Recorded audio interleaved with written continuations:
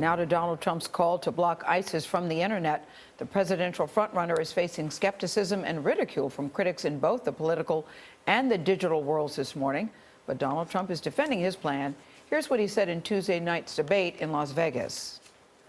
But we should be using our brilliant people, our most brilliant minds, to figure a way that ISIS cannot use the internet. Let me follow up, Mr. Trump. So are you open to closing parts of the internet? I would certainly be open to closing areas where we are at war with somebody. I sure as hell don't want to let people that want to kill us and kill our nation use our internet. Yes, sir, I am.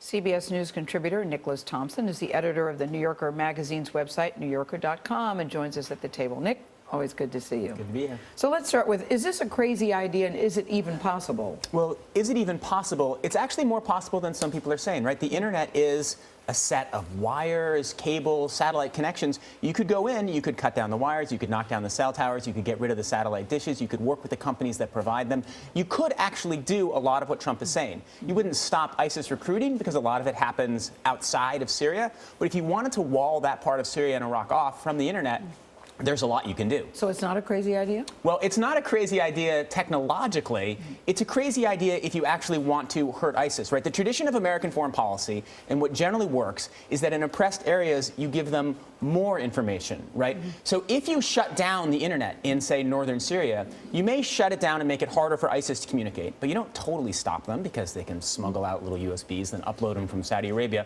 You also hurt communication ability of the Kurds, and you say cut off communication from a group called Raqqa is being silently slaughtered, which reports to the world the horrible things that ISIS is doing. So if you want to counter ISIS, cutting off the internet isn't the right way to do it, in my view, but it's not technologically totally insane. It's interesting to hear Trump citing an idea that's used by non-democratic and autocratic regimes. And it has been done before. It was used, of course, in the Arab Spring after 2011 in Egypt. It's used in China and Burma. Turkey regularly shuts down Twitter. So there are ways other than bombing cell towers, though, that this can be done, correct? Absolutely. And in fact, ISIS has done that too, shutting down internet access for people it believes are challenging it and making it much harder for the people who are opposing it to get their information online and to counter them. Yes, so it's usually a tool and a tactic used by oppressive regimes, not by democratic ones.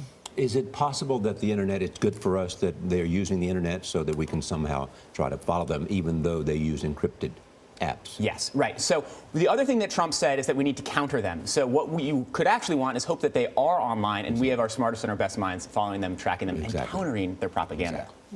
Nick Thompson, really interesting. Thank you so much. Good to see you.